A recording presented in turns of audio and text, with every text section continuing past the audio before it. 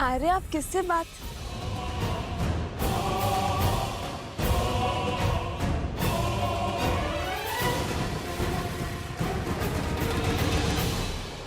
आओ सीता, इनसे मिलिए देवी। यह है मेरी धर्मपत्नी जनक नंदिनी सीता। मुझे तुम्हारी धर्मपत्नी से कोई समस्या नहीं है राम, क्योंकि राजाओं और राजकुमारों का धर्म उन्हें कई पत्नियां रखने की अनुमति देता है। मैं कोई राजा नहीं हूं देवी, एक साधारण सा वनवासी हूं। उससे विवाह करके तुम साधारण नहीं रहोगे राम, क्योंकि मैं 10 लोकों के स्वामी लंकापति दशानन रावण की प्रिय बहन शूर्पणखा हूं।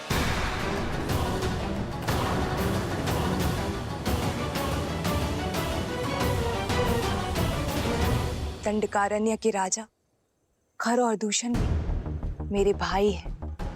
मुझसे विवाह करके तुम दंडक के राजा बन जाओगे और मैं बनूंगी तुम्हारी महारानी। और यदि तुम चाहो तो तुम्हारी इस सीता को मैं अपनी दासी का पद सौंप दूंगी। क्षमा करें देवी, मुझे राजपाट पद प्रतिष्ठा से कोई मोह नहीं है, अन्यथा मैं वनवास में नहीं होता। मेरी दशा समझे देवी।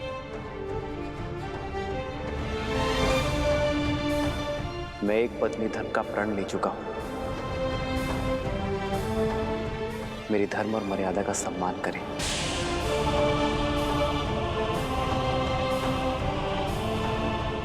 ऋतु स्नान से पवित्र एक स्त्री का प्रेम प्रस्ताव ठुकराना भी तो अधर्म है ना राम? क्या तुम ये पाप करोगे? अंतर है देवी। जीवन के 4 पुरुषार्थ में से धर्म काम से पहले आता है। यदि कोई कर्म धर्म संगत ना हो, धर्म की सीमा में ना हो, तो वो कर्म अधर्म और पाप का कारण बन जाता है। आपके प्रस्ताव में काम है देवी, और मेरी नाम है धर्म है। मैं यहाँ नीति और शास्त्र का पाठ पढ़ने नहीं आई हूँ, मैं तो तुमसे विवाह करने आई हूँ राम। भैया, जल ले आया।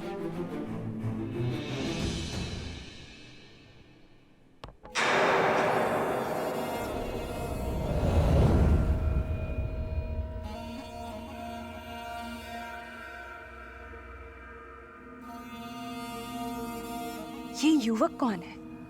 ये मेरा अनुज लक्ष्मण है। देखने में तो ये भी मनमोहक है, और साथ में कोई भी स्त्री नहीं।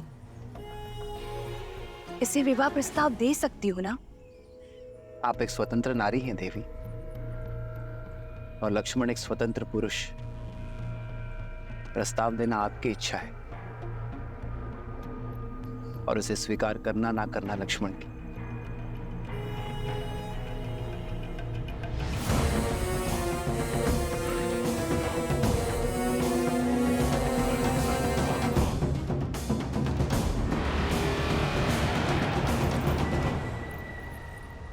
वीर पुरुष, संयोग देखो, एक सुंदर स्त्री की भेंट एक रूपवान पुरुष से हो रही है, और दोनों ही इस वन में अकेले हैं।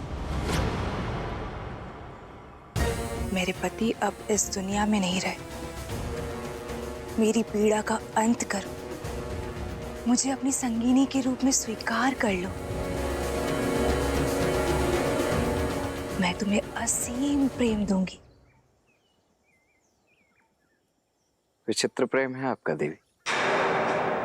अभी कुछ ही क्षणों पूर्व आप मेरे बड़े भैया पर मोहित हो रही थी, और अब मेरे पास चली आई। तुम्हारा भाई मूर्ख है,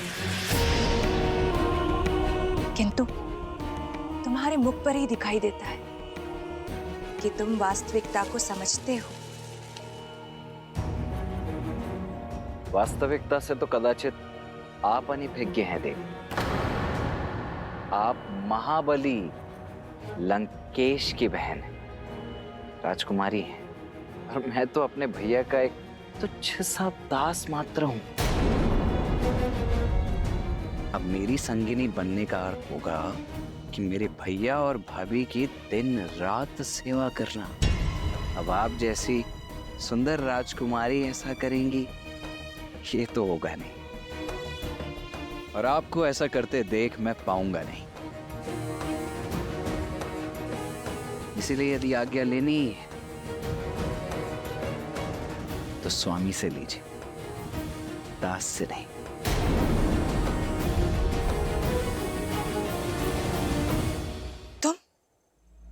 तुम दोनों भाई खेल खेल रहे हो ना मेरी भावनाओं के साथ। क्यों राम, क्यों?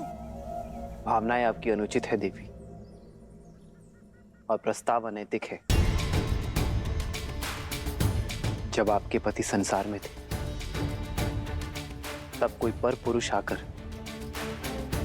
आपको आपके इच्छा के विरुद्ध विवाह के लिए विवश करता, तो क्या आपकी दृष्टि में वो धर्म होता देवी? यही स्थिति मुझ पर लागू होती है। और संबंध प्रेम और समर्पण से बनता है देवी, कामना और छीनने के प्रयास से नहीं। आपके लिए यही श्रेष्ठ होगा कि आप किसी ऐसे व्यक्ति को खोजें जो आपसे प्रेम करे। वही आपको संतोष दे पाएगा देवी। मैं अपनी सीता से अत्यंत प्रसन्न। मैं अपनी सीता के अतिरिक्त किसी और से प्रेम कर ही नहीं सकता देवी। इस सीता के कारण ही तुम मुझे त्याग रहे हो राम। क्या है इसमें? एक साधारण सी स्त्री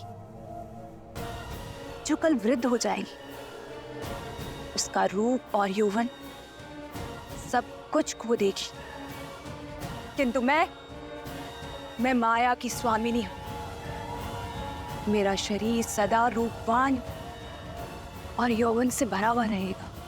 प्रेम का शरीर और यौवन से कोई संबंध ही नहीं है देवी। प्रेम तो आत्मा से होता है, जो मेरी आत्मा को सीता से। अब समझी समस्या की जड़ ये सीता ही है ना। इसके कारण ही मेरा प्रस्ताव ठुकरा रहे हो ना तुम। मेरा रूप, मेरा यौवन सब कुछ तुम्हारे लिए व्यर्थ है। इस सीता के कारण ही पहली बार ऐसा हो रहा है कि लंकेश की बहन को वो नहीं मिला जो वो चाहती। तो मैं अब इस समस्या का अंत किए देती हूँ। अपनी पत्नी के प्रेम और पत्नी प्रण की बेड़ी से बंधे हुए हो ना, आज मैं उसको ही खत्म कर देती हूँ। और जब पत्नी ही नहीं रहेगी तो कोई प्रेम, कोई प्रण तुम्हें मेरा होने से नहीं रोक पाएगा।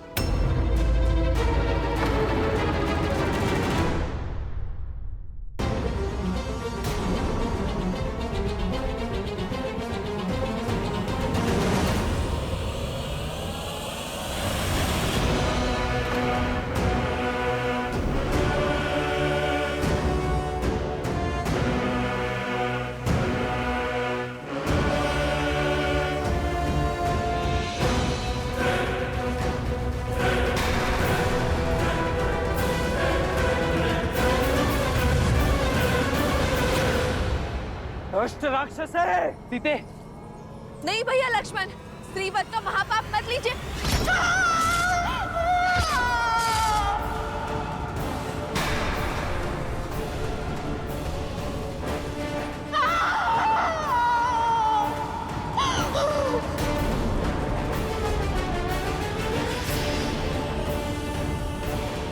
इस रूप और सौंदर्य के अहंकार में चूर होकर इतने बड़े पाप का दुस्साहस करने जा रही थी, वही अब तुम्हारे जीवन भर का अभिशाप बनेगा।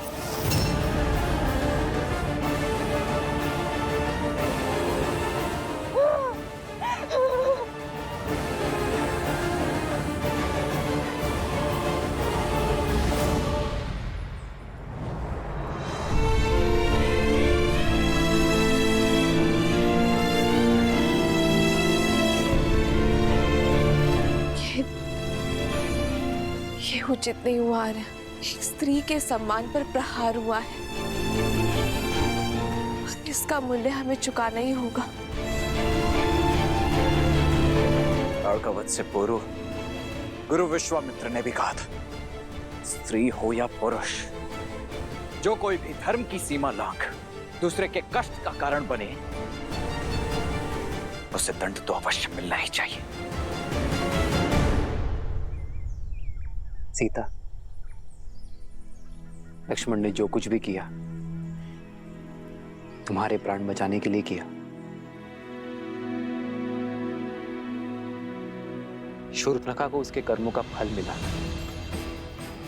जब मनुष्य अपने रूप और शक्ति के कारण अनुचित कार्य करता है, अधर्म करता है या औरों को अधर्म करने को प्रेरित करता है, तो उसे उसका दंड अवश्य मिलता है। सीता, जिस रूप और पद के गर्व के कारण शूर्पणखा ने यह पाप किया, उसका छिन जाना ही उसका फल है। सीता, परंतु उस पर जो प्रहार हुआ, हमारा कर्म था रे। अपने कर्मों से तो हम विमुख हो ही नहीं सकते सीते, उसका फल तो अवश्य मिलेगा, किंतु उसका सामना हम एक साथ करेंगे।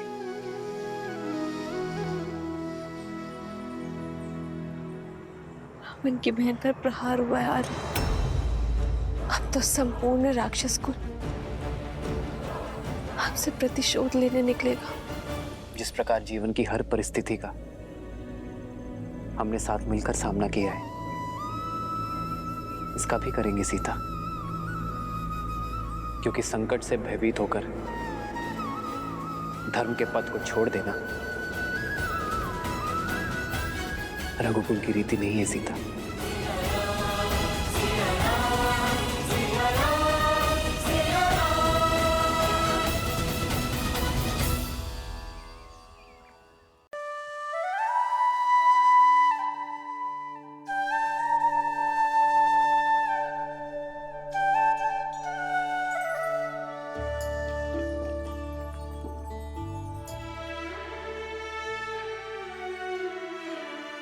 जल मीठा है सीते, और आपकी आंखों में ये जो जल है वो संसार से अपना मन छुपा सकते हैं, पर अपनी सीता से नहीं यार। पिताश्री का स्मरण हो रहा है ना, पक्षीराज जटायु को गले लगाकर आपको पिताश्री के ना होने का दुख बीत गया ना।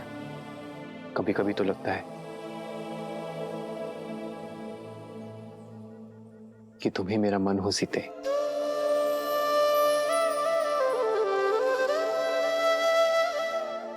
मेरे भीतर के सोच भाव, पीड़ा, आनंद, हर आभास तुम हर बार कैसे पढ़ लेती हो सीते। आप ही ने तो कहा कि आपका मन हूं मैं। सीता श्वास भले ही इस शरीर से लेती हो, पर उसके हृदय में केवल राम बसे यार।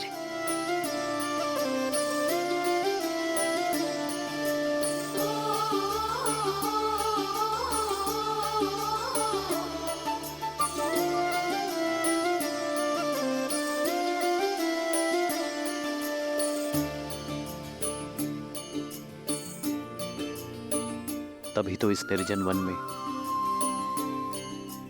इतने वर्ष तुम्हारे साथ कैसे बीत गए सीता, मुझे ज्ञात ही नहीं चला।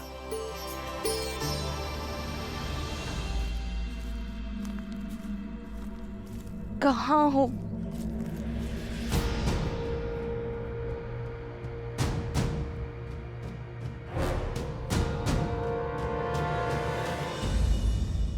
कभी कभी तो ये वनवास वरदान लगता है आर्यन। अयोध्या में होते तो राजकाज में आपको कहाँ समय मिलता कि आप अपनी सीता के बिखरे केश संभाल सके।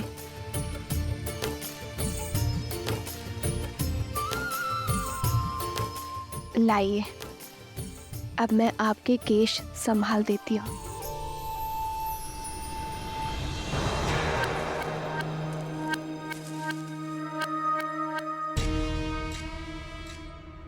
संभाला तो है तुमने मुझे सीते, मेरे संकल्प को संभाला है।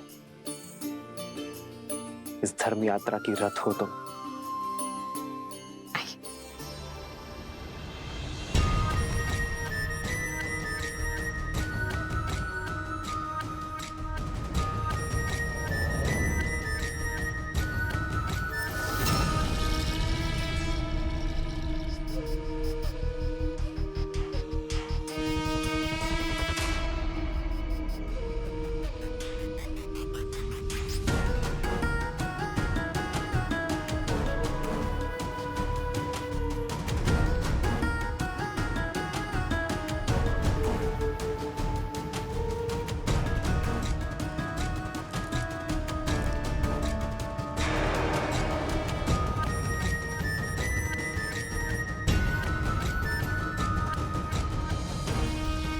कौन है ये दिव्य पुरुष जिसने शूर्पणखा का मन मोह लिया? इतना सुंदर मन भावन पुरुष अवश्य यही राम है, और ये सीता। जिस आशा से भैया ने मुझे दंडक में भेजा था, आज वो पूरी होती दिखाई दे रही है।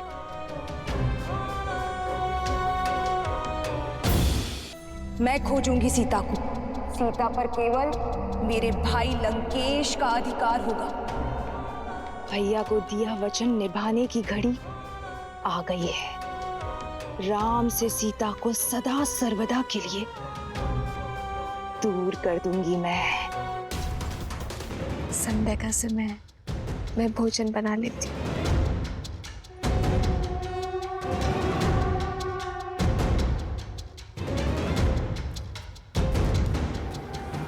अंततः मेरे योग्य वर की खोज समाप्त हुई।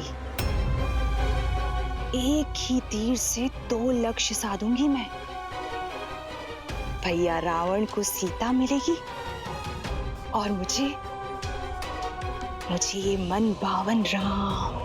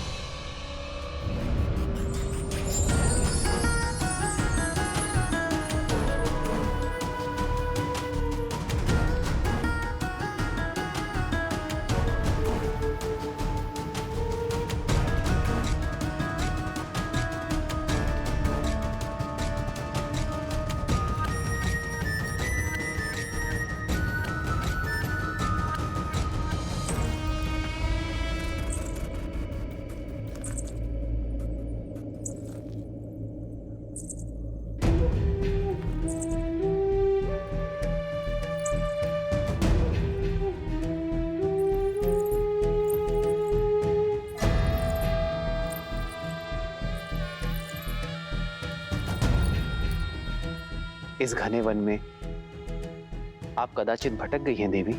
भटक तो मैं अब तक रही थी, किंतु अब मुझे मेरा लक्ष्य प्राप्त हो गया है। तुम्हारे शौर्य की न जाने कितनी कथाएं सुनी है मैंने राम, किंतु सोचा कि कथाएं हैं, परंतु आज तुम्हें साक्षात देखकर तुम्हारी दिव्यता का आभास हुआ है। तुम्हारा ये यौवन, तुम्हारे मुख पर ये सूर्य सा तेज और तुम्हारी ये बलिष्ठ भुजाएं और ये निश्चल हंसी किसी का भी मन मोह सकती है राम। बिना मोल तुमने मुझे खरीद लिया है राम। अपना परिचय दे देवी और यहाँ आने का प्रयोजन बताएं। प्रयोजन भी तुम हो और प्रारब्ध भी तुम, मन की इच्छा भी तुम हो और तन की कामना भी तुम। मैंने अपना नहीं, आपका परिचय पूछा है देवी। क्या ये पर्याप्त नहीं कि मैं एक सर्वांग सुंदर स्त्री हूं और तुम एक सर्वश्रेष्ठ पुरुष? हमारा प्रेम और संबंध हमारा परिचय बन जाएगा और मेरे यहाँ आने का प्रयोजन तुम मेरी आंखों में देख पाओगे। ओह, मुझे वो पुरुष बहुत भाते हैं जिन्हें पाना थोड़ा कठिन होता है। मन कठोर न करो राम। मैंने सुना है कि बल के साथ साथ तुम बुद्धि के भी धनी हो, तो अब तक तो ये समझ ही गए होगे ना कि मैं तुम पे कितना मोहित हो चुकी हूं। तुम्हें पाना चाहती हूँ, तुम्हारी होना चाहती हूँ।